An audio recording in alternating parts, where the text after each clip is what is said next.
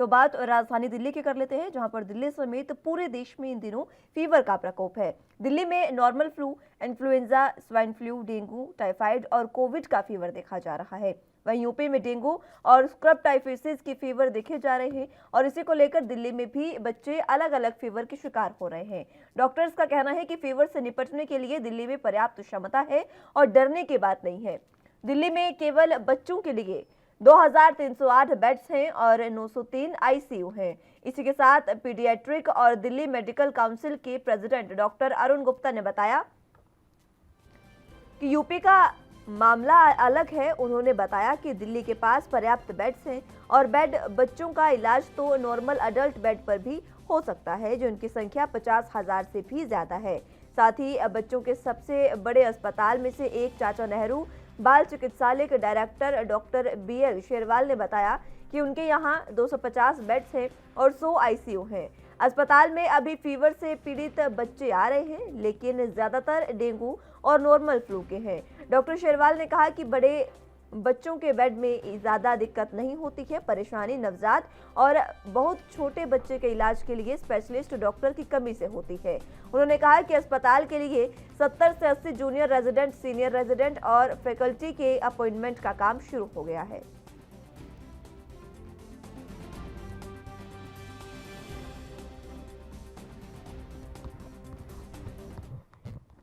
तो इस पर जरा जानकारी के लिए दिल्ली से संवाददाता राजीव तिवारी हमारे साथ जुड़ चुके हैं। राजीव, जिस तरीके से अब ये मामले सामने आ रहे हैं, फीवर लगातार दिल्ली में बढ़ता जा रहा है, किस तरह की स्थितियां फिलहाल देखने को मिल रही है?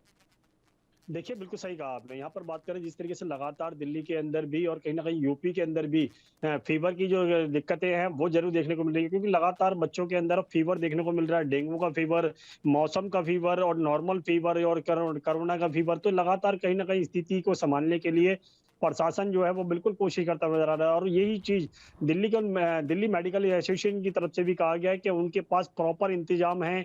छोटे बच्चों के लिए ज़रूर थोड़ी दिक्कतें आ सकती हैं, मगर जो बड़े बच्चे हैं उनके लिए कोई दिक्कत नहीं है। और यहाँ तक कि दिल्ली के अंदर लगातार 2308 बेड जो है वो मौजूद है। 903 जो बेड है वो आईसीयू बेड में मौजूद है, और लगातार कहीं ना कहीं परिस्थिति को कंट्रोल करने के लिए दिल्ली सरकार निरंतर कोशिश कर रही है। और यहाँ तक कि मेडिकल एसोसिएशन की तरफ से भी कहा गया है, वो निरंतर कोशिश करते नजर आ रहे हैं। और कहीं ना कहीं जो तीसरी लहर से खतरा जो बताया जा रहा है, यानी कि बच्चों के लिए जो घातक बताई जा रही है, उससे प्रॉपर इंतजाम करते हुए नजर आ रहे हैं। और यहाँ तक कि मेडिकल के डॉक्टर के जो इंचार्ज है, उन्होंने भी बिल्कुल स्पष्ट कर दिया कि वो लगातार हर तरीके से कोशिश कर रहे हैं और किसी को भी बच्चे को कोई भी दिक्कत नहीं आएगी। मगर हाँ, थोड़ी बहुत दिक्कतें जरूर आ सकती हैं। नवजात बच्चे को बात करें या फिर कहें जो छोटे बच्चे हैं, उनको जरूर थोड़ा बहुत दिक्कतें हो सकती हैं। मगर परिजनों की तरफ से भी कहा जा रहा है कि जो मेडिकल डॉक्टरों की तरफ से भी कि परिजन जो है अपने बच्चों को थोड़ा सा कंट्रोल रखे, ताकि मौसम के जो फीवर फैल रहा है या फिर कोरोना का फीवर या डेंगू का फीवर, उनसे थोड़ा सा बचाव करे, ताकि आने वाले समय के अंदर जो तीसरी लहर है उससे कहीं ना कहीं बचाव होता नजर आए। मगर लगातार जिस तरीके से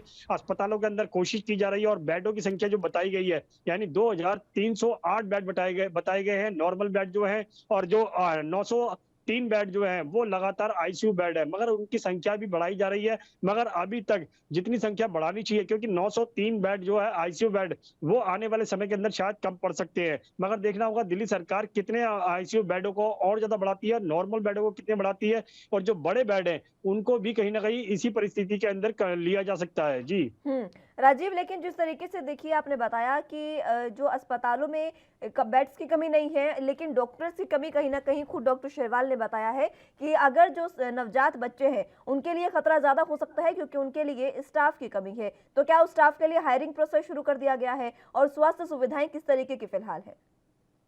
देखिए, बिल्कुल सही कहा आपने। यहाँ पर बात करें इंडियन मेडिकल मेडिकल एसोसिएशन की तरफ से या फिर डॉक्टरों की जो संस्थाएं हैं, उन्होंने की तरफ से जरूर कहा गया है कि मेडिकल स्टाफ जरूर कम पड़ सकता है, क्योंकि बेडों की कमी नहीं है मगर स्टाफ की कमी हो सकती है। क्योंकि ये एक बच्चे के ऊपर हम डॉक्टरों को माने तो कहीं ना कहीं junior doctor, senior doctor, medical staff के यानी कि नर्सेज, यानी कि वार्ड बॉय, इन तमाम लोगों की जरूरत पड़ती है। मगर लगातार कहीं ना कहीं उसके अंदर कमी जरूर देखने को मिल रही है। मगर दिल्ली सरकार की तरफ से एक कोशिश की जा रही है जो लोगों को भर्ती कर रहे हैं और कहीं न कहीं उसके अंदर जैसे मेडिकल डिपार्टमेंट के अंदर लोग कम होते हैं, तो उनके अंदर से शिफ्ट किया जाएगा उन लोगों को। उनको मेडिकल की क्या कहते हैं तैयारियाँ की जा रही हैं, इंजेक्शन किस तरीके से दिया जाएगा, बैंडेज किस तरीके से की जाएगी, अगर फीवर है तो किसी को किस तरीके से मास्क पहनाना है, उसका इलाज किस तरीके से करना है, ये तैयारी ज़रूर दिल्ली सरकार कर रही है और दिल्ली सरकार इसके अंदर एक और कोशिश करती है, अगर ये सिविल डिफेंस के लोगों को ही भर्ती किया जा रहा है और उसके द्वारा ही कहीं न कहीं जैसे-जैसे जिस स्टाफ के अंदर कमी पड़ती नज़र आएगी, उनको वैसे-वैसे शिफ्ट किया जाएगा। मगर दिल्ली सरकार जिस तरीके से कोशिश कर रही है, उससे साफ ज़ाहिर है कहीं न कहीं तीसरी लहर ज़रूर आ सकती है और उसको कंट्रोल करने के लिए दिल्ली सरकार दूसरी लहर के अंदर जो कमी देखने को मिली थी, वो कहीं न कहीं अब तीसरी लहर के अंदर कमी देखने को नहीं मिलेगी। मगर लगातार जिस तरीके से विशेषज्ञों की बात माने, तो विशेषज्ञों की तरफ से ज़रूर कहा गया कि तीसरी लहर जो है वो घातक हो सकती है और लगातार मेडिकल डिपार्टमेंट अपनी तरफ से पूरी कोशिश करता नज़र आ रहा है। मगर जिस तरीके से फीवर जो फैल रहा है और यहाँ तक कि बारिश आ रही है, तो बारिश के बाद में लगातार जो बारिश रुक-रुक के होती है, उससे मौसम का फीवर ज़रूर बदलता है और कहीं न कहीं लोगों के अंदर दिक्कतें आती हैं। मगर जो बच्चों के अंदर जो दिक्कत आती है, तो कहीं न कहीं बेचैनी थोड़ी-सी ज़्यादा हो जाती है और उसको कंट्रोल करने के लिए परिजन और डॉक्टर यानी मेडिकल डिपार्टमेंट दोनों की तरफ से कहीं न कहीं सहयोग चाहिए, ताकि लोगों को समझ में भी आना चाहिए, क्योंकि कोरोना की तीसरी लहर है, उससे बचाव के लिए माध्यम भी अपनाने हैं। सोशल डिस्टेंसिंग, बच्चों को घरों में रखना है और स्कूलों के अंदर जो बच्चे जा रहे हैं, उनको भी किस तरीके से सिखाना है कि मास्क किस तरीके से लगाना है, सोशल डिस्टेंसिंग किस तरीके से बनाने हैं, ये सारी प्रक्रिया ज़रूर अपनानी होगी। मगर तीसरी लहर से बचने के लिए प्रॉपर इंतजाम ज़रूर करने होंगे दिल्ली सरकार को भी और परिजनों को भी। जी। हुँ। इंतज़ाम तो करने होंगे और जिस तरीके से आपने बताया कि कहीं न कहीं इंतज़ाम किए भी जा रहे हैं। लेकिन सबसे बड़ी बात ये है कि इस समय जो फ़ीवर फैल रहा है वो मलेरिया और डेंगू फैल रहा है। और ये जो 2 फ़ीवर हैं ये मच्छरों के काटने की वज़ह से होते हैं और जिस तरीके से अभी मानसून सक्रिय हुआ, जगह-जगह पानी वहाँ पर एकत्रित हुआ, वहाँ से मच्छर जो है वो सीधे तौर पर उभरने लगे और उसके बाद ये डेंगू और मलेरिया का फ़ीवर फैलने लगा है। लेकिन इस पर सबसे बड़ी बात ये है कि नगर निगम को इस पर ध्यान देना चाहिए, लोगों में जागरूकता फैलानी चाहिए। क्या इस तरीके के कोई काम हो रहे हैं या फिर दवाइयों का छिड़काव किया जा रहा है? देखिए, बिल्कुल सही कहा आपने। जिस तरीके से मौसम यानी कि मौसम ने बारिश का जो स्तर बना और कहीं न कहीं जल-भराव की स्थिति बनी, उससे कहीं न कहीं मच्छरों की पनपने की ज़रूर स्थिति बनी है और कहीं न कहीं डेंगू बात करें, मलेरिया की बात करें, तो लगातार इस तरीके के मच्छर जो है प पनप रहे हैं और दिल्ली निगम की बात करें, तो निगम की तरफ से अभी तक यानी कि जहाँ-जहाँ पानी भरा हुआ था या फिर इन इलाकों के अंदर मच्छर ज़्यादा पनपने की आशंका है, उन इलाकों में पहले दवाइयों का छिड़काव करना चाहिए था, मगर अभी तक निगम की तरफ से ऐसी कोई भी तैयारी नहीं की गई है। मगर दिल्ली सरकार की तरफ से भी इस तरीके की तैयारी होनी चाहिए थी, वो भी देखने को नहीं मिल रही है। मगर जिस तरीके से डेंगू की बात करें, मलेरिया की बात करें, तो ज़रूर इसका फ़ीवर ज़रूर फैलता हुआ नज़र आ रहा है और कहीं न कहीं ये जो फ़ीवर है, ये ज़्यादातर मच्छरों की वजह से, पनपने की वजह से होता है। मगर मच्छरों को कंट्रोल करने के लिए दवाइयों का छिड़काव करना चाहिए। मगर दिल्ली सरकार की तरफ से और निगम की तरफ से, दोनों की तरफ से होना चाहिए था ये चीज़, मगर अभी तक दोनों की तरफ से इस तरीके की तैयारी देखने को नहीं मिल रही है और ना ही दवाइयों को छिड़काव किया जा रहा है। जी। हुँ। लेकिन राजीव देखिए जिस तरीके से दवाइयों का छिड़काव नहीं किया जा रहा है, ये काफ़ी अहम बात आपने बताई है और अगर इस तरीके से जनता में जागरूकता नहीं फैलाई जाएगी, तो जनता जागरूक नहीं होगी और लोग और ज़्यादा बीमार होते नज़र आएँगे। दवाइयों का छिड़काव होना ज़रूरी है, जनता को जागरूक करना ज़रूरी है। साथ ही साथ जिस तरीके से पानी की निकासी का सबसे बड़ा यहाँ पर दिक्कत को सामना करना पड़ रहा है दिल्ली वासियों को, वो भी करनी बेहद ज़्यादा ज़रूरी है। नगर निगम इसके लिए क्या कर रहा है? देखिए, बिल्कुल सही कहा आपने। जिस तरीके से बात करें जल-भराव की जो स्थिति बनती है, अंडरपास की बात करें, सड़कों पर जिस तरीके से गड्ढों में पानी भर जाता है, वो कहीं न कहीं न नगर निगम को इस तरीके की परिस्थिति को निकालने के लिए, यानी कि जल-भराव की जो पानी भरता है, उसको निकालने के लिए निरंतर कोशिश करनी चाहिए थी। मगर यहाँ पर जिस तरीके से पानी भर जाता है और उसके बाद में पानी निकाला जाता है, फिर दोबारा से बारिश आती है, फिर पानी भर जाता है, तो इसके लिए जो प्रॉपर इंतज़ाम होना चाहिए, वो निगम की तरफ से बिल्कुल भी देखने को नहीं मिल रहे हैं। और पीडब्ल्यूडी की बात करें जो, क्योंकि पीडब्ल्यूडी जो है, वो दिल्ली सरकार के अंडर में आता है और पीडब्ल्यूडी की जो सड़कें हैं, उसके अंदर भी यही स्थिति देखने को मिल रही है। मगर जिस तरीके से पानी भरने के बाद में जो मच्छर पनपते हैं, उससे कहीं न कहीं ज़रूर दिक्कतें होती नज़र आ रही है और कहीं न कहीं जो बुखार है, वो इसी तरीके से मच्छरों की वजह से पनपता हुआ नज़र आ रहा है। मगर कहीं न कहीं मेडिकल डिपार्टमेंट के जो लोग कह रहे हैं कि बुखार से बचने के लिए लोगों को अपनी इंतजाम करने चाहिए, मगर यहाँ पर सरकारों की भी ज़िम्मेवारी बनती है। सरकार भी कहीं न कहीं दवा ऐसी जगहों पर दवाइयों को छिड़काव करें और कहीं न कहीं पानी भरने की जो स्थिति है, उसको कहीं न कहीं कंट्रोल करें, ताकि पानी ना भरे और मच्छरों का पनपना भी ना हो। मगर कहीं न कहीं सरकारों की तरफ से देरी देखने को मिल रही है, लापरवाही देखने को मिल रही है। वही चीज़ जनता की तरफ से भी है, क्योंकि जनता अभी तक तीसरी लहर से बचने के लिए ना तो अपने आप इंतजाम करती नज़र आ रही है और ना ही बच्चों को सिखाया जा रहा है। मगर जिस तरीके से स्थिति बनी हुई है, उससे साफ ज़ाहिर है तीसरी लहर जो है, वो कहीं न कहीं घातक हो सकती है। उससे बचाव के लिए परिजन और सरकार दोनों को मिलकर काम करना होगा, ताकि बच्चों को बचाया जा सके। जी। राजीव, तीसरी लहर तो घातक हो ही सकती है, लेकिन अभी जिस तरीके से ये नया बुखार चला है, नया फीवर चला है, वायरल फीवर, ये भी काफी संक्रामक रोग बताया जा रहा है। मच्छरों से ये फैलता है। जनता क्या खुद जागरूक होने की कोशिश कर रही है? अगर प्रशासन किसी तरीके से दवाइयों का छिड़काव नहीं कर रहा है, जागरूकता नहीं दे रहा है प्रशासन, तो क्या जनता इसमें कोई अहम भूमिका निभा रही है?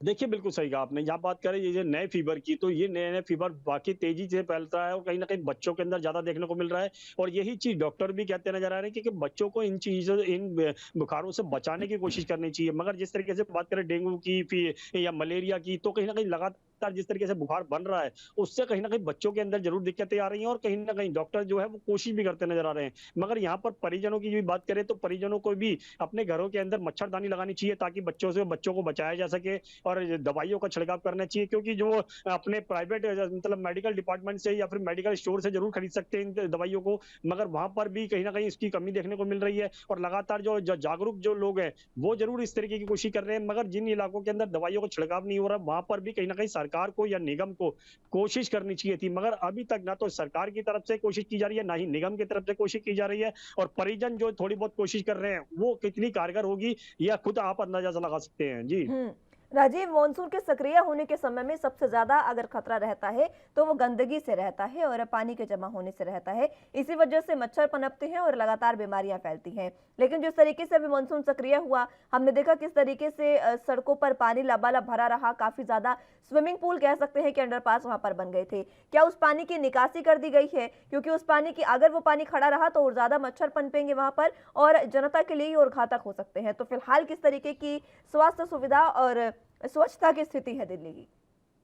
देखिए, बिल्कुल सही कहा आपने। यहाँ पर बात करें दिल्ली के तमाम अंडरपास की बात करें, हम इंदरलोक इलाके की जो ये कह सकते हैं अंडरपास है, उसकी बात करें तो वहाँ पर भी कहीं न कहीं दिल्ली जैसे ही बारिश हुई थी, तो वहाँ पर भी पानी भरा गया था। मगर 3 दिन लगे थे दे निगर निगम को वहाँ से पानी निकालने के लिए। सोचिए 3 दिन के अंदर कितने मच्छर पनपे होंगे, ये सबसे बड़ा सवाल बनता है। मगर निगम ने जिस तरीके से कोशिश की, वो भी 3 दिन के अंदर वहाँ से पानी निकाला गया। अगर फिर बारिश हो जाती है दोबारा से, फिर पानी भर जाएगा, फिर उस वहाँ से लगभग 3 या 4 दिन लगेंगे निकालने के लिए पानी को। मगर यही चीज़ सरकारों को समझनी चाहिए ताकि पानी ही जमा ना हो और ना ही मच्छरों की स्थिति बने। मगर जिस तरीके से बात करें मेडिकल डिपार्टमेंट की, तो मेडिकल डिपार्टमेंट बिल्कुल अपनी तरफ से कोशिश कर रहा है, दवाइयाँ भी उपलब्ध कराई जा रही हैं। सरकारें भी कोशिश कर रही हैं कि दवाइयाँ हमारे पास पूरी हैं, बेड पूरे हैं, लगातार उनकी संख्या भी बढ़ाई जा रही है। मगर आने वाले समय के अंदर क्योंकि जिस तरीके से अब फीवर फैल रहा है और उससे कहीं न कहीं ज़रूर दिक्कतें आ रही हैं, मगर आने वाले समय में अगर कोरोना की रफ्तार भी बढ़ती है और नॉर्मल फीवर जो है वो भी बढ़ता है, तो कहीं न कहीं स्थिति और ज़्यादा कंट्रोल में से बाहर होती नज़र आएगी और उसको कंट्रोल करने के लिए